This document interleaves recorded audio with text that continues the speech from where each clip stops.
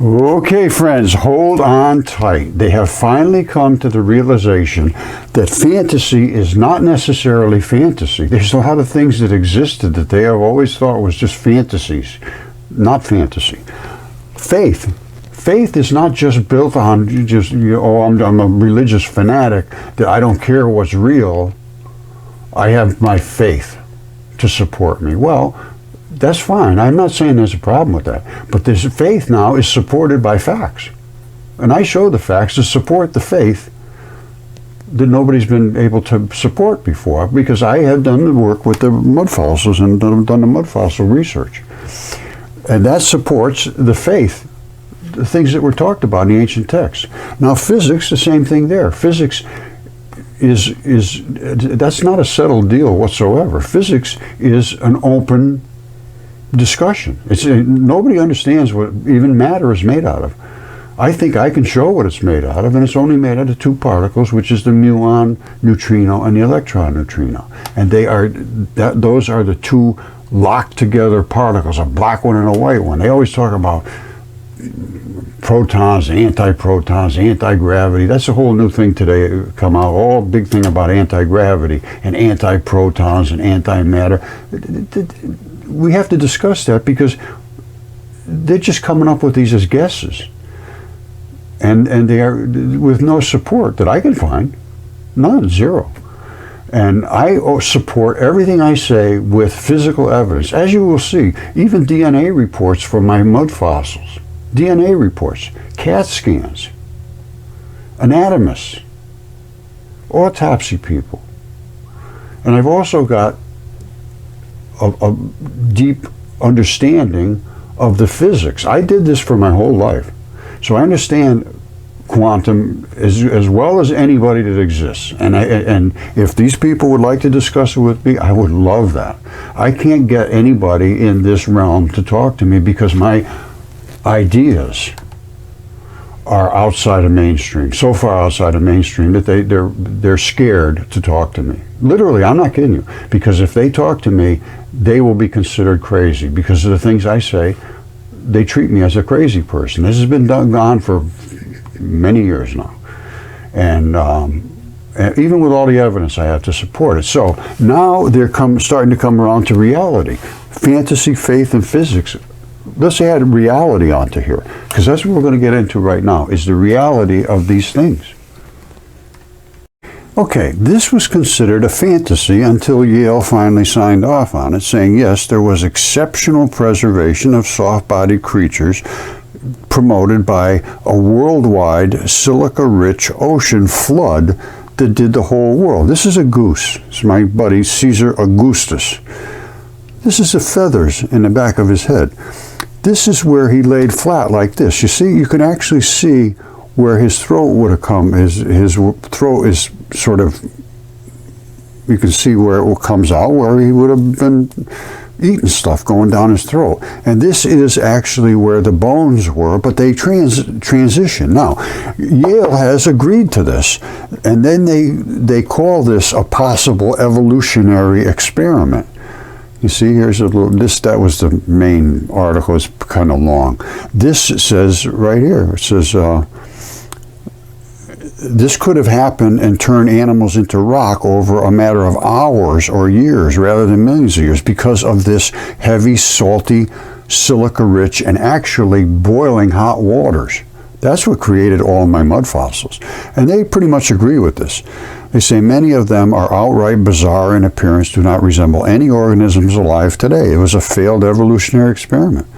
This was the head leader of the thing, Lydia Tarhan in Yale. She says, we want to know if it was the organisms of some sort of failed evolutionary experiment, or do they include ancestors of animals alive today? They say they all must have died in this giant one-layer worldwide saltwater flood. And they say, if not for a quirk in the chemistry of ancient oceans, we wouldn't even know about that. Yet we likely wouldn't know about it at all, except for the quirk. And what was the quirk? It was silicates. And what is silicates? Silicates are the really tough stuff that is in the outer layers of skin. And that's why they all boiled off in the ocean and created tons of the silicates.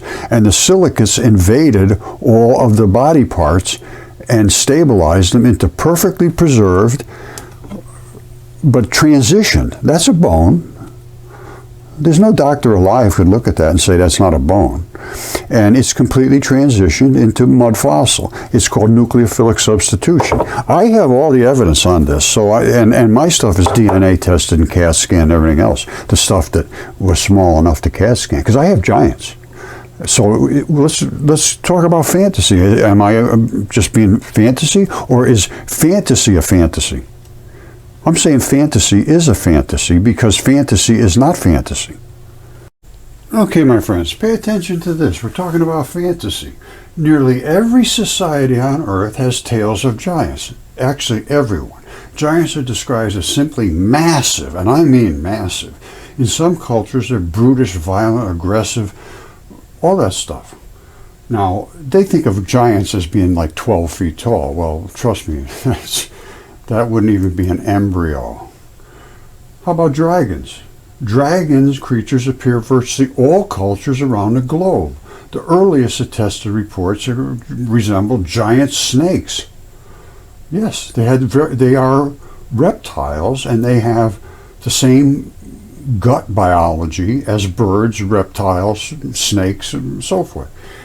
Dragons everywhere in the world, 100%. So are these all just crazy people talking about them? Okay, my friends, let's talk about fantasy.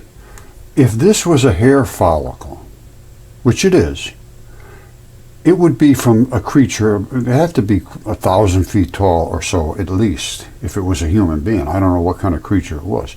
But that is where the erector muscle attaches right there. That allows your hair to sort of stand up on end. This is the root, and that's the vein and artery right there. The root comes up and it goes up through the shaft and becomes the hair shaft. This right here is the sebaceous gland. So you got your erector pili muscle right here, your sebaceous gland right there, exactly where it's supposed to be. This is a human hair follicle. And then your root is here, your vein and artery. This is nucleophilic substitution, which Yale agrees that it all happened during a great flood. And I presented them years before with all my evidence. So there is a bias, no question whatsoever, in academia to not pursue the truth, as far as I'm concerned. That's what I have found 100%. See, that's a fingertip. It's 3 feet long from the back to the very tip of the front. That is the fingernail. All right, look carefully. Just take your time. I'll home in a little closer. You see it? That's the little pad that gets on the back of each one of your bones so they don't scrub the next bone. Vein and artery. And the rest is just very, very heavy-duty, highly siliconized skin, because it's grip skin. I'm going to show you that in a second, very carefully. I had to break this piece off to get down inside to get blood, and they're saturated with blood inside. It's absolutely saturated. And I took it out, and it was excellent quality, and I had it DNA tested, and it's a human. Now, 3 feet long, I figured 160, 180 feet tall, something like that, if it was stature of a normal human being. And it appears that they were.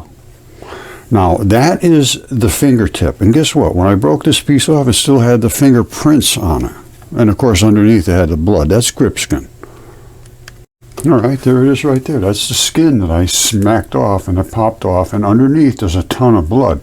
But up here, it's keratinized. It's highly cornified. There's a ton of silicon in there, 50 times more in your outer layer of skin. It creates carborundum. It's just as tough as hell. And that's why you can grip things and grab.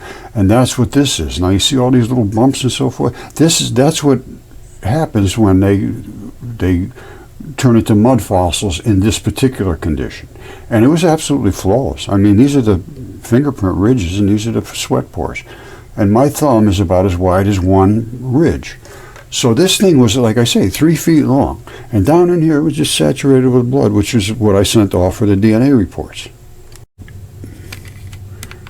All right, this is a left hand, and this is the pad of the hand, and that's the cleave between the two pads. This is where your thumb goes off this way. See the silver stuff on that one?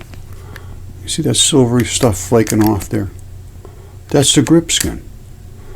And it's on the feet and the fingers and the palms of your hand. That's where you grip.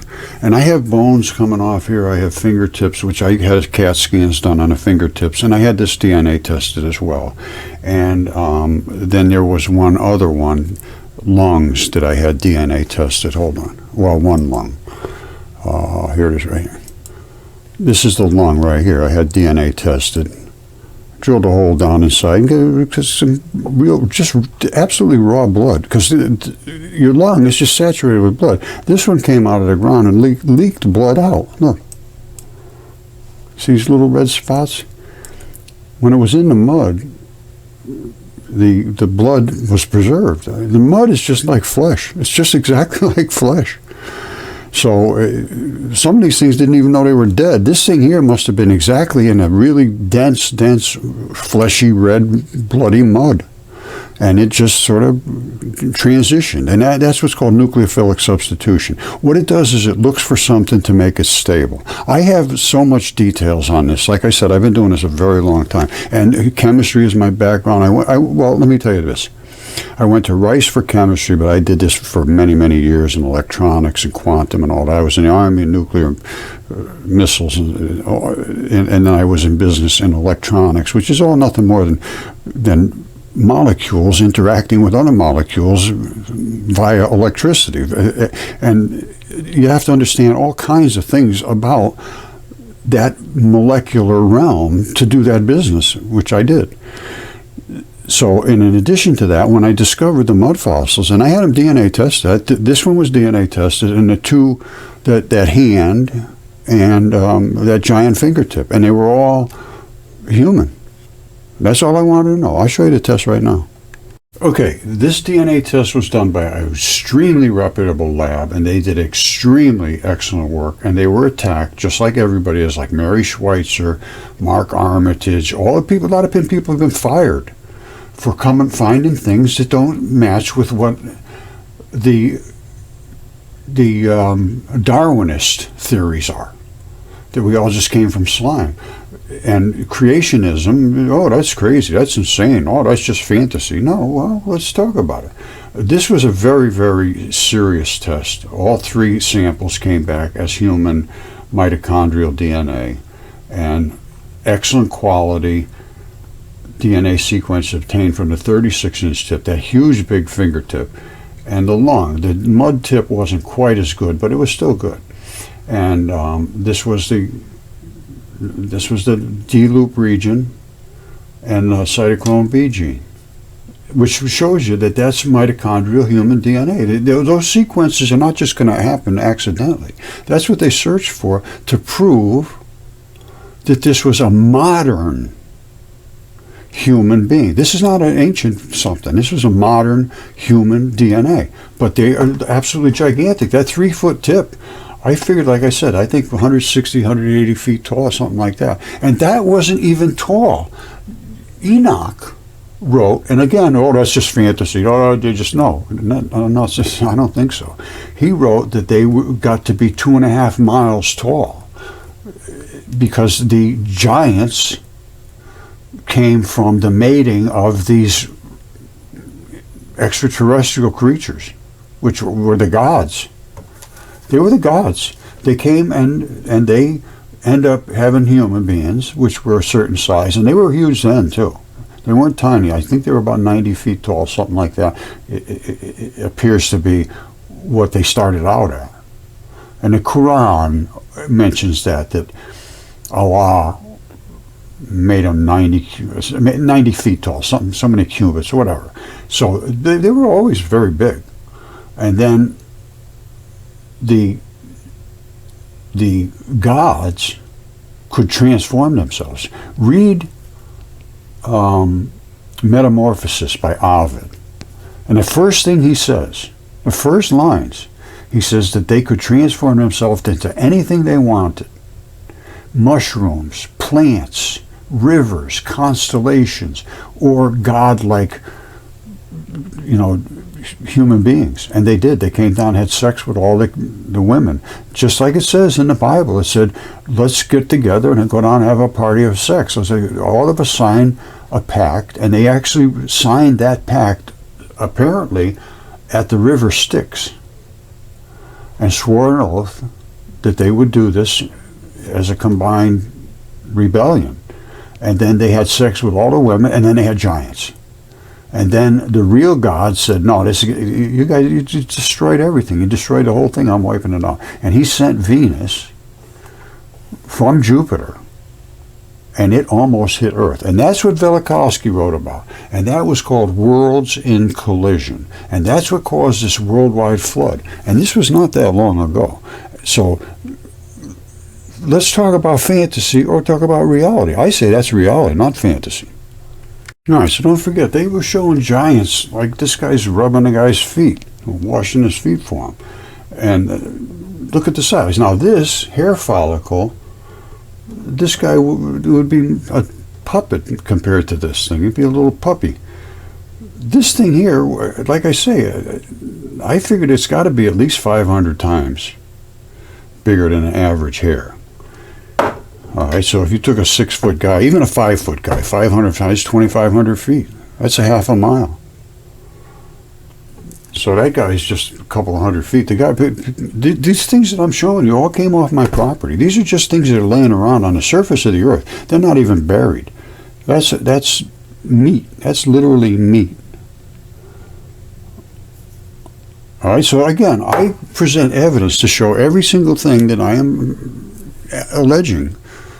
My claims are supported by facts, not just guesses. And, really, the history we have been taught is fantasy. It really is. And there's nothing to support it other than some documents that they have. The documents, yes, I'll go along with those. But they rarely point to those. For some reason, you rarely hear about any documentation because it was all slanted. They were all religious wackos, and they couldn't write the truth. Well, no, you can't write the truth now. And I suppose it was the same thing back then. They had to do what they were told to do, just like us. And I'm one of the few people that's able to speak out, not because I'm brave, just because I have nothing to lose. As soon as I started speaking out, all that went out. People won't listen to you, and they don't like you anymore. So, but if you want truth, you got to have truth, and I'm going for the truth. So, this is what our reality is. So now we've covered fantasy. Just one last thing on fantasy. This is the mythology. I have studied this very deeply. And you get up to, this is Apollodorus. All right, it was written about 180 BC, somewhere around there. But he compiled the works of Hesiod, who was really the first writer in history, of the modern history. And, modern, I say, that's 800 BC. Because that was after the flood. The flood was not that long ago. And he was talking about Zeus, who was really the god of this solar system. Then the War of the Titans, all of this stuff was recorded. The Olympian gods, those are the gods that I'm talking about. You get down here, Apollo, Artemis, Demeter, Persephone, War of the Giants. Typhon. Typhon is a dragon. And I've shown him. He's in the desert right now in North Africa. Prometheus and Deucalion. Prometheus made mankind, apparently, in their statements about it. Prometheus molded man from clay. Deucalion was his son, and Deucalion was Noah. And he was told to construct a chest, which was the ark, and store it with provisions and ride out this disaster that was announced by God, which was the Venus encounter where it came down. But if you go to the War of the Giants in Typhon, it'll blow your mind. Typhon is the desert, is a dragon in the desert, and he's absolutely incredibly enormous, as is Quetzalcoatl. There's a whole batch of them. This was written about every culture had their own dragon, and they were just absolutely unbelievably enormous. The east coast of the United States is a dragon. It's Quetzalcoatl. I've shown it hundreds of times. All right, this is Ovid. All right, it's about Ovid. And he wrote Metamorphosis. Metamorphosis is like transforming a caterpillar into a butterfly. It's complete change of something, from something into something else, transforming. Now, this is from about the time of Julius Caesar, which is about the 8 CE, which is basically 0 AD, somewhere around there, right at the beginning of the new era. And he was a Roman poet. Now, this is considered his magnum opus, or this great work. And it chronicles the history of the world from its creation up until the time of Julius Caesar, deification. They made him a god. And he might have been related to Augustus Caesar. Augustus, which is my goose. There's his feathers. And they cut his head off. No, it just broke. Everything died flat. There was just a gigantic flood. And it didn't happen that long ago, my friends. Everything I have is on the surface. Now, so what did this happen? It chronicles the history of the world from the creation in mythological historical framework comprising 250 myths. Well, they're not myths. They're story. They're history. It was in 15 books, 11,000, almost 12,000 lines. Now, listen to the first thing it says, the first words that he writes. Hold on. Now listen to this. He says, it is when he finally finished it, and I mean this is an epic work. He says, my task accomplished, such a work as not the wrath of Jove, nor fire, nor sword, nor the devouring ages can destroy. And he's right. He starts out with the creation, ages of mankind, the flood, Deucalion, who was Noah, Apollo, all of this, all of the different Greek mythological creatures, Mars and Venus. All right, all of these things were talked about. Persephone's, Perseus' fight in the palace. All of these things were historical documents. Hercules. All right. All the way down, all the way down. Now listen to this. The first words out of his mouth. It says, this is about metamorphosis. Metamorphosis, or transformation, is a unifying theme among the episodes of the Metamorphosis, which is like a zillion books here. Ovid raises its significance explicitly, this transformation, explicitly in the opening lines of the poem. And what did he say? In nova fert animus mutatus dicere formos corpora. And what does that mean? It means I intend to speak of forms changed into new entities.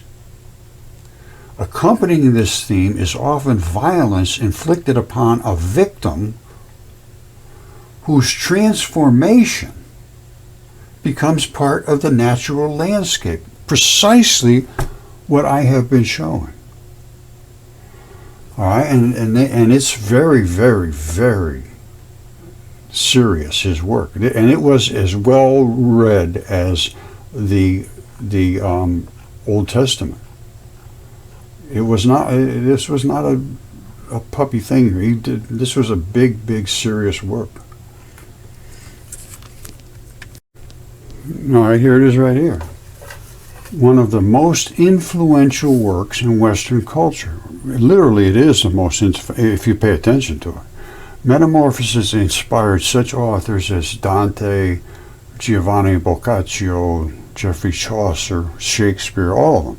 Numerous episodes from the poem have been depicted in works of sculpture, painting, music, especially during the Renaissance. There was a time they paid attention to this. And it's time we do it again. Okay, fantasy is literally entangled with faith. Because if you've always thought all of these stories were just silly and made to scare kids, No, they support the statements that there were gods, there were these wars on the earth, there was a rebellion against God, there was a global flood that preserved all of these creatures, and there were giants and dragons. Now, I showed you the giants. This is a dragon. All right, and then what do you say? Oh, you just outlined something. That's nothing. Well, let me show you something. I'm going to show you this dragon. And he is exactly described in Apollodorus 1.6.3. Typhon is his name, his red flared eye, his unkempt body. I will show you exactly. And he was attacking a giant fish. So this was also written about in the ancient texts. All right, which we always considered myths. So now fantasy is no longer fantasy. It has to relate to faith in some way or another if it's not fantasy. Because if this is true, which I will show you, the evidence supports exactly what I'm saying. What does that mean to our existence, to our future existence? If all of these things are showing up to be true, there's a lot written about what's going to happen for eternity. I think those deserve a look too. All right, everybody knows where Africa is, pretty much. This, my friends, is a giant fish. All right, just follow it. All right, let's just look at the fish. This is his fin. His tail comes back all up here, and that's his body. These are the scales. All right, this is the fish. There's his fin. These are the scales. He was attacked from above, which I will show you in a second, which ate down into his vital flesh, all the way down into here, and destroyed his scales. And you can see all the blood vessels that are below the scales. We're down into his flesh. He was attacked by a dragon. And this is dragon venom. It eats right through. And you end up with your arteries and your blood vessels and your veins and your lymph system. And you can see it. Now, down here where it didn't eat through, whole different story. But up here it ate right through. Now, what ate through? This right here. And what is that? That's from Typhon, who runs from here, which is his nose and his face and his beards and so forth. I'll show you in a second. All the way across North Africa. This is his body. These are his legs. He goes all the way across here, all the way across here, all the way across here, until his dragon-scaled tail. And, well, his feathered tail, really. Here is scales. Way back here is his head. This is the tail. And these are the dragon scales at the end of his tail. And what's running out of here is blood is running down into this area and just, you know, they call it effluent. It runs out where it can drain out easily. Now, there was a cut or whatever, but it's probably in a little bit of a valley there where all the blood can run down there and just run out. Because that's what happened up on the other end. All right, so don't forget, there's his tail. Up here is his head. All right, and here, let's take a look at his head. All right, this right here is what he spit down at the fish. All this black stuff. All right, that's what attacked this fish. This right here is just blood running off of his throat, and there's the throat. Now I have another picture here. This basically shows you what it looks like. Hold on, I have another one that's probably a little better. All right, he has a red flared eye. I'll show you that, and it's exactly what was written in Apollodorus 1.6.3. This is his dragon-scaled throat. All of these are dragon scales, which I will show you in a second. This is his actual throat, and it's called the Dra River or something like that, which is that's his throat. This is all that fuzzy-looking fluty stuff that they have on the side of dragons in parades. You see it all the time. I'll show you that. This is where he spit out, and there's his beards. His beards are right here, and the beards appear to play a significant part in the distribution of that toxin. All right, so where's his red eye? Right there. There's his red eye. Comes over here. Now, here's his throat. Follow this down, follow it down, follow it down, follow it down, all the way down, all the way down, all the way down. It's his throat. However, right there, it got cut. Exactly what it says in the ancient text. Zeus cut his throat with his great and mighty sword, which appears to be thunderbolts. But it continues on all the way down to his stomach, which is down in here. All right, let's back it out of here. Don't forget, he ate stuff down here, and it would have to go down here towards his stomach. And then eventually he has to poop. This is his body. He poops out right over here, just where most animals are, just where their tail starts. And there is where the poop is. And he was an avian creature, a reptilian. So it has two different sections. One of them is the poop side, where the bulk comes out, and one of them is the urine side. You see the two of them together? And then they mix together in what's called a cloaca, and it dumps out to wherever it dumped out. It's running out here, right here. And that's where he poops. All right, it's kind of hard to not understand this. These were his legs, which are supposed to be the thighs of a human. And then he had coils of a viper, and of a viper, yeah. And they coiled way around like this. Apparently they were just absolutely enormous. He said when he stood up, his head brushed the stars, and it would very, very easily. He'd be at least 3 times higher than the space station is. All right, and here's, let me show you something. This is the skin out here. I got better shots of it, but you can see out here, this is not just sand dunes. Let me show you what it looks like close up. Here's what it is right here. If you took that picture to anybody that tans hides, they'd look at it and say, oh yeah, that's ostrich, or something along that lines. All right, it's not just, there's no way in the world you could say that was just sand dunes. And here it is close up. You see, these are the little tag spots. And here's what happens, is even your own skin, you've got little spots that lock in, and they can pull against that. These are the little straps that can move your skin around. That's how you can be flexible. You see that? That is not anything to do with sand dunes. And this, again, they said is all the way across his legs, which were coils of a viper. No, it's very easy to get blood out of a rock. That was a heart.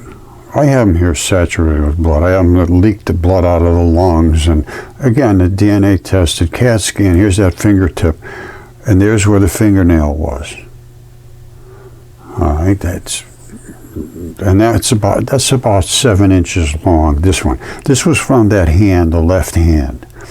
The other one's 3 feet long. This is only 7 inches long. It's a puppy, but it's pretty good size.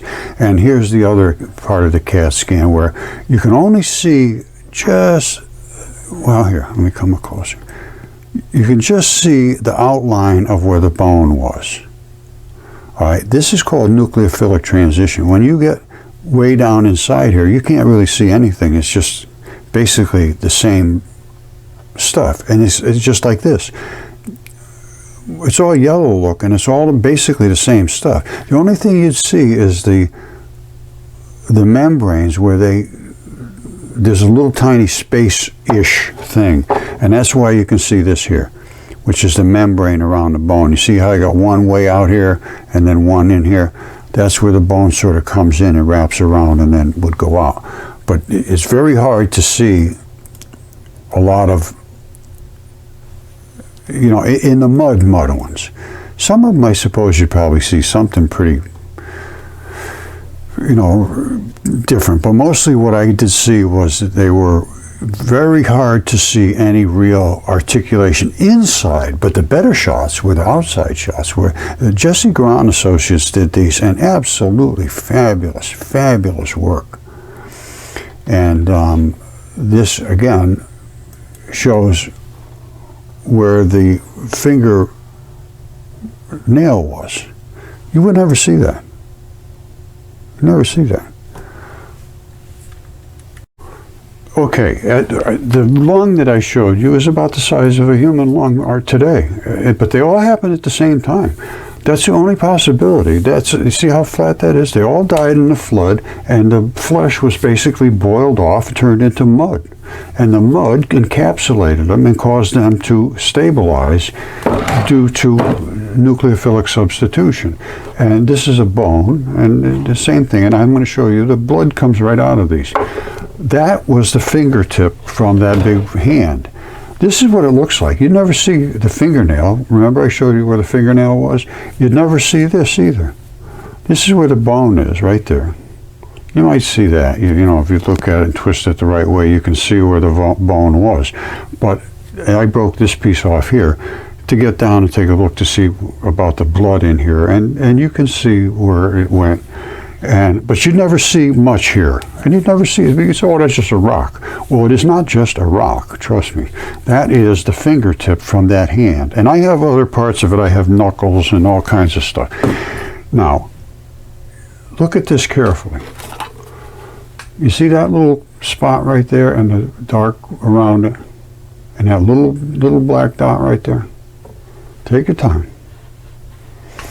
You see that spot right there, the core, just like that core? And that black spot around there, but only this one's white. And you see that little dot right there, that little hole, just like that little hole there?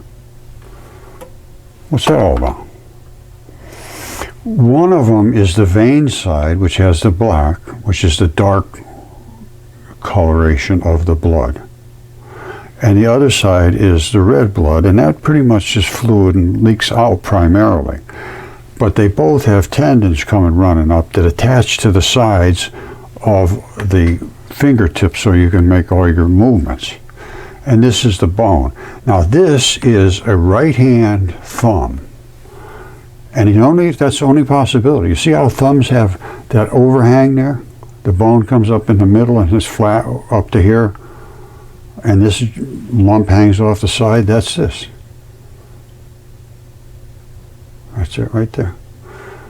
Otherwise, it would be right in the middle. It would be right in here. That's my take on this. So now, I've shown you the fingertip. I've shown you the lung. I've shown you the DNA test. I've shown you the giant fingertip. I've shown you the hair follicle. We have a fantasy that we are living in. The fantasy we thought was fantasy is not fantasy whatsoever. It is historical information, and it is documented. This was not something that wasn't documented. Velikovsky was the one that did the work. He studied this. I wrote this book in 2015 because I was met with so much resistance. I called it Minds in Collision. It was Mudfossils and Velikovskys and Minds in Collision. And I wrote this book 2015, published it. And they're still in collision. But now I see with this, let's talk about fantasy and faith and physics. What's reality here? And what's not reality? I flip them around. The stuff that we always thought was just silly is not silly. And the stuff we thought was settled is not settled whatsoever. It's not even close to settled. It's absolutely wrong, as a matter of fact. Physics is totally wrong. Standard model, 100%. Well, I say these broad figures. It's not really that bad. It's not right.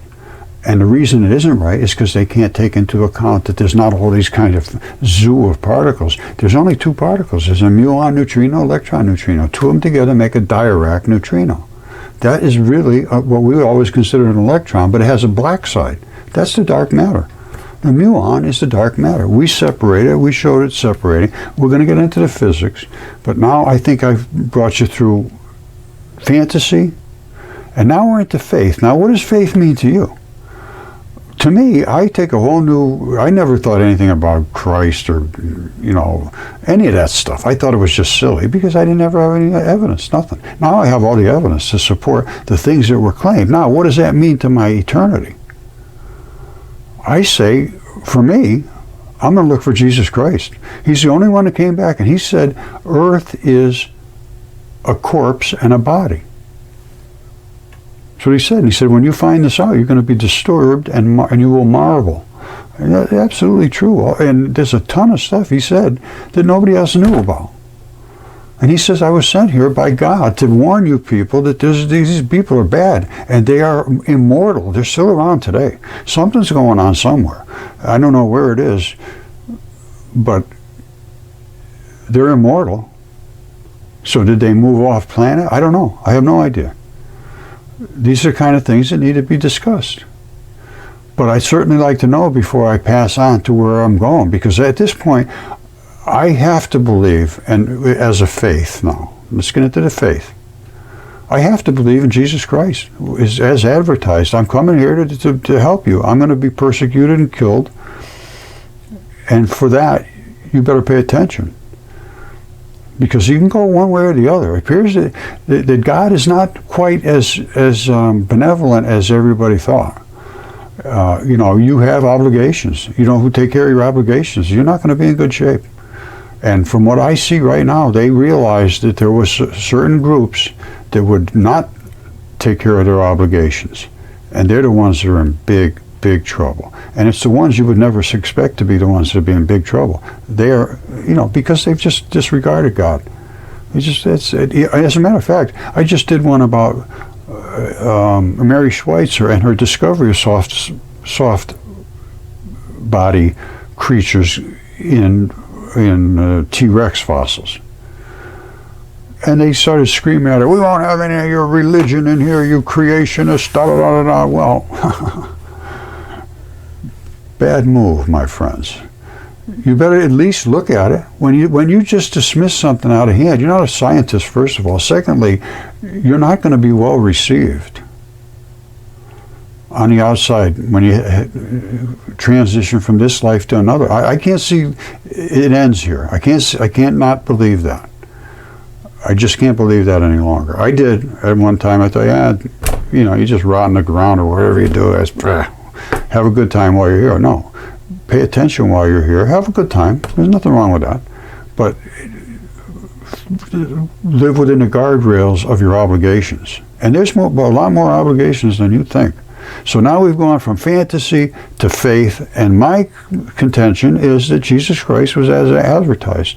And he's the only guy you're going to be able to follow to get out of this, to get into the place where they don't kill each other all day long, like Ukraine and Nazi Germany and all this absolute insanity of wars. And the United States is just as bad as all of them. But everybody's afraid of everybody else. Why? Somehow we had to make some common ground, and it seems that everybody's just scared of everybody else. And I can understand that now, the way politics is going. It's just it's a bully. It's just turned into a bully situation where, if you don't go along with what they want you to go along with, somebody shoot you. That's not right.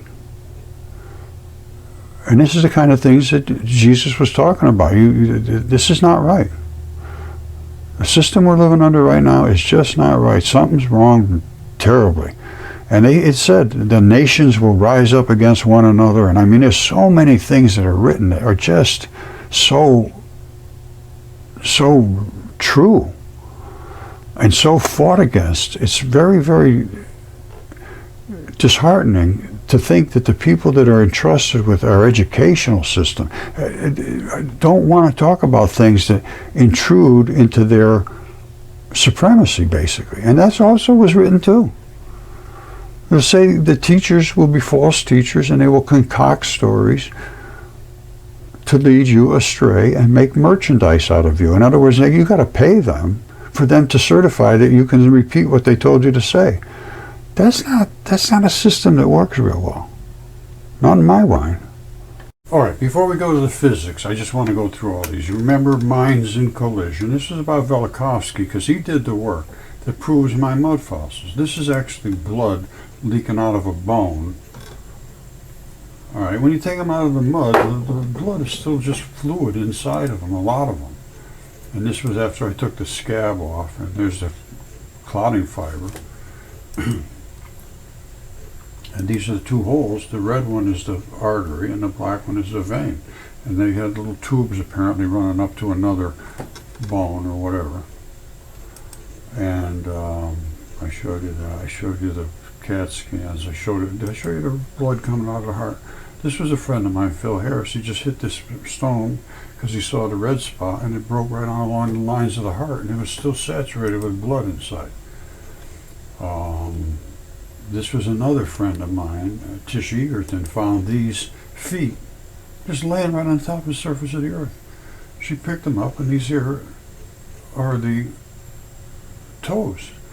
And these mostly are no toes, which they would be encapsulated. The toes are in there, but they're not like our toes. You see how they're sort of, they would be in, well, here, I'll show you what mine look like. This, where is it? Oh, I can't find it. All right, here we go. This is mine right here that I have in there. Well, I have all these in the shop here, actually, because she sent them to me. But she sent hers to have springs inside. Mine might too. Hold on.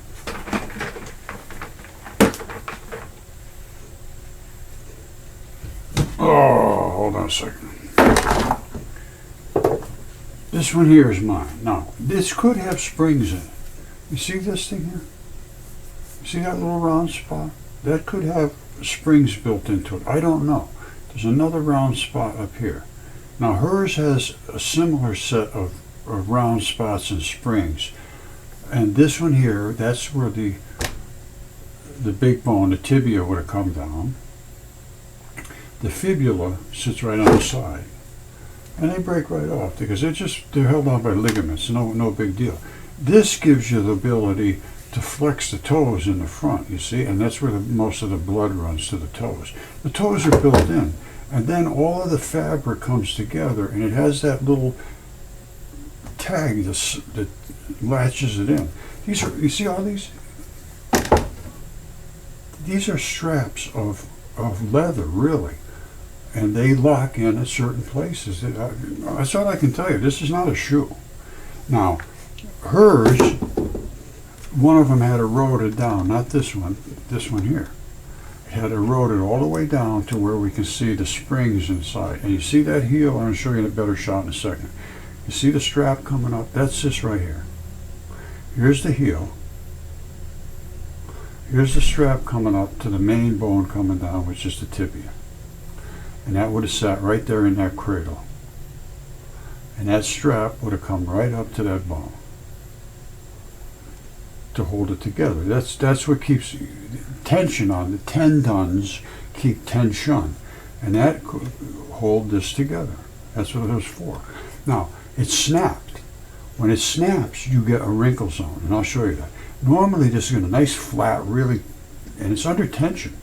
That's why they call them tendons. They're under tension. When it snaps, you get a wrinkle zone. I'll show you that. And I'll show you this up close. And this has springs, no bones. You see how we have bones? No bones. Now this is that foot. And that's the heel bone. And that's the strap that would have come straight up to here. You see this little squiggly looking stuff there? You see that? That is from the wrinkle zone. And this part snapped and it's gone, and the bone obviously is gone. Now, what do we have here? First of all, we have the heel, we know that, and that connected this up. Well, you have to have some flexibility in your foot, or you don't. Well, this provided that flexibility. The toes would have come out here, and they're just little stubby looking things, and they would have lifted this up. when you stepped forward. So here you are with your foot. You step forward and your toes hit here and they go like that. Well, that would have rocked this back on this pin. So this would have rocked like this. You see this little tab here? And here's a wire, it looks like to me. It comes right around to this tab up here with a wire. All right? And there's another pin here. And there's a cavity here. Well, what's all that about? When this comes up, this is a spring. You see how it gets smaller and smaller to the inside? It's like a spring mechanism. So as it twists this way, this has to come down this way. It has to follow this curvature. So this will pull in this way. What does that do? If there's a wire running here, it will pull that wire in and it will pull this springy part in to this cavity. So now you got one clicking in, pulling this one to the second one. So you go and it would just come down automatically because they're spring loaded. I think this is pretty cool. Now, oh boy, I thought I had my speaker in the right place, which I do not. Hold on. All right, one thing I don't think I showed you yet was all these no-toes. And what is a no-toe? It's one of these right here. You see this? It's right here. It's a foot. It looks just like a human foot. It has an arch in it and all that stuff. And it has the same where your blood runs in the front, and that gives it this, can twist a little bit so your toes can move up and down. This is where the bones sit in here, which was the tibia, the main bone, and then the fibula sits on the side, and that is for the second bone that comes down. And that basically looks just like a human foot. But I believe it has springs inside, because I'm going to show you one that does. You see that little dot there? I don't know if you can see that. And there's another one up here. And there's some springs running through here. It looks to me, I could be totally wrong. And then it almost looks like it has a heel, I mean a soul. Look, isn't that something? And like I say, the fibula falls right off. Same with that. They all fall off because they're just barely attached. When they turn to stone, they just fall off. Now, this is the heel bone. That's the heel bone. That's the strap that comes up. That's the strap that comes up. That heel right there.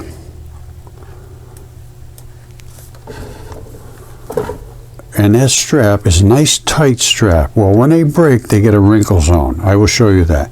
This is a foot, but it has the springs instead of bones. You see the bones? The only bone this one has is the heel bone, right here. And then that strap comes up to where another bone would have sat in that cradle. You see another bone comes down, sits in the cradle, and that strap comes up. Well, that part is the same. This part back here is the same as our feet, all right? But once you get past that, there's no bones. Here we have bones. We don't have bones in these. Now, I'm going to show you that closer up. All right, remember I showed you the heel bone in the human foot, and the strap came right up to here where a bone would come down and sit in that cradle, and that strap would pull that bone together to keep it attached to the heel bone. That's the tendon. Tendons are under tension. They hold things, they're movable, but they're still under tension. There's enough give to move them around a little bit, but there's tension. Now, when that snaps, you see this thing is all wrinkly looking? That's because that's called the wrinkle zone. When a tendon snaps, it loses, you know, that rubberiness.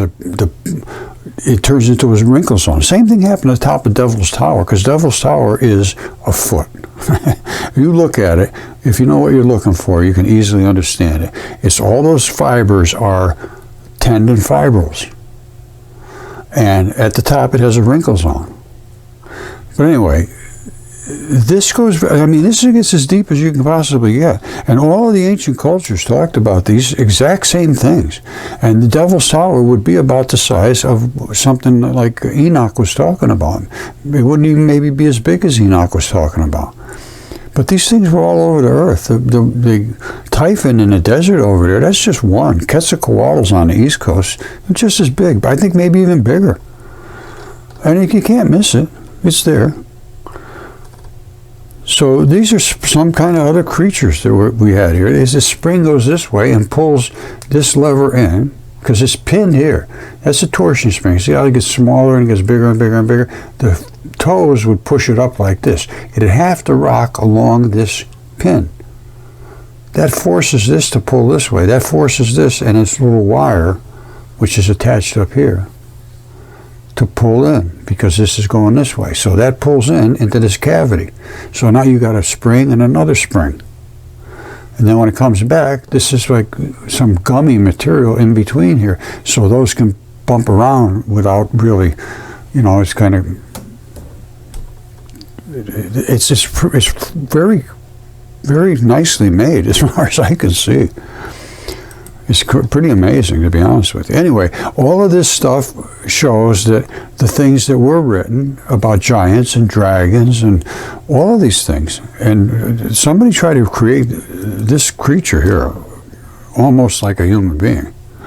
It looks like, to me, this looks like engineered. And there's a lot of talk about that in the ancient texts. There's a lot to think about here. Okay, so we went over fantasy, we went over faith, now physics. This just came out yesterday. It's official. The first time ever neutrinos have been detected in a collider experiment. Well, that may be in a collider experiment, but we could spit them out all day long, neutrinos. And there are two flavors of them. There's not just one subatomic particle. There are two particles. There's a black one and a white one. They're Dirac neutrinos, and they can be separated. We did that. And we can accelerate light, we can slow light down. Light slows down. There's no big bang stretching the light out, is why it's shifted to the red. It's just slowing down as it comes to us.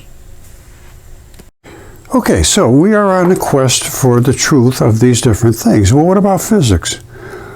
It's official. The first time neutrinos have been detected in a collider experiment. This was just yesterday. And it says the ghost particle at last is actually in the machine. Earlier this year, for the first time, scientists detected neutrinos created in a particle collider.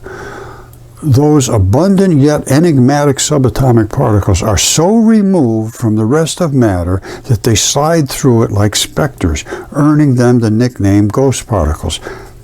I believe that's not true at all. I'm going to show you what neutrinos are and what they think they are, and we found them. Okay, so we went through fantasy, we went through faith, and now physics. And physics is the part that's the most wrong of any of them. These are Dirac neutrinos, the black and the white. This is from CERN here, or Fermilab, one or the other. It's a muon neutrino, electron neutrino. Turns into a sterile muon, the black ball, and the white ball turns into showers. It's exactly what we did. We did this 6-7 years ago, and nobody would pay attention to us. And this is light accelerating. And this is where it separates and does fission and fusion. That's it right there. These are the two particles. There's only two particles that exist. And they see them at Fermilab and CERN. They see those two particles all the time. They just don't know what they are because of the way they do things. We can see them, and they're attached together. They create a Dirac neutrino. Two Dirac neutrinos make a photon, the smallest stable particle that exists.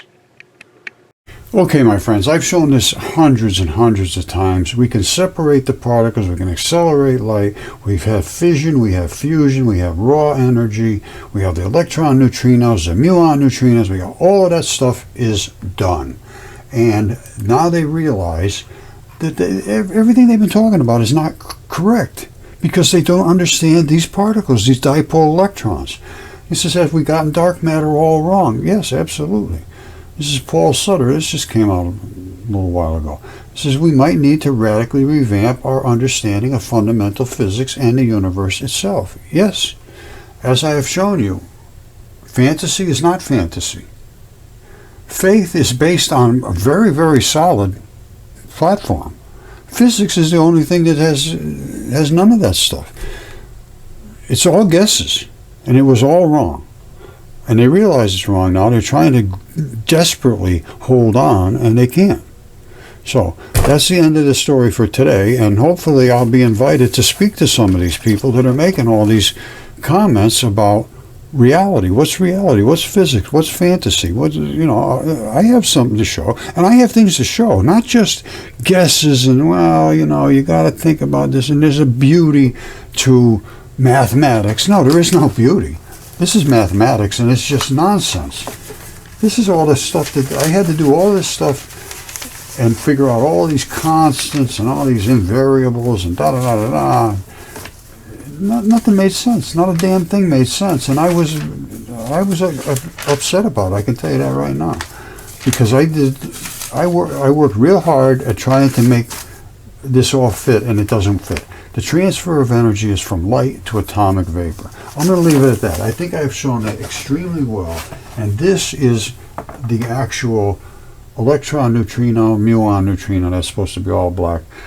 And it's not stable. It's an electron. This is the first stable particle there is, which is a photon, because there's two of them back to back.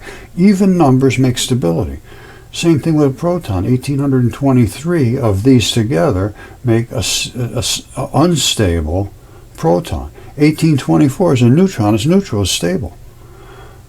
So you're going to have to pay attention to my work and go to my channel, Mudfossil University, and just dig around. I've got hundreds, about thousands of videos, almost 3,000 videos now. I got 187,000 subscribers, and you know, we're starting to get somewhere. But there are people that are outliers. They have the ability to look at reality and not be destroyed for it. So most of these people are not in the academic realm. You cannot do this in academia. Hello, I see it's just starting to be opening up because of this discussion between some of these top science communicators. They're more important in science than the people that actually do the real science. These are the people that just talk about it. I don't know how much real science they're doing. I do the experiments, I do the deep research, but I don't get a whole lot of people talking to me about it. They just talk about things and they get a lot of people. So I need a lot of people to see my research and say, does that make sense or not? And then what about our reality? What about the rest of our lives? What about eternity? That's where I'm focusing my efforts right now, is on eternity, because it's not too far away from me at the moment. All right, I love you all.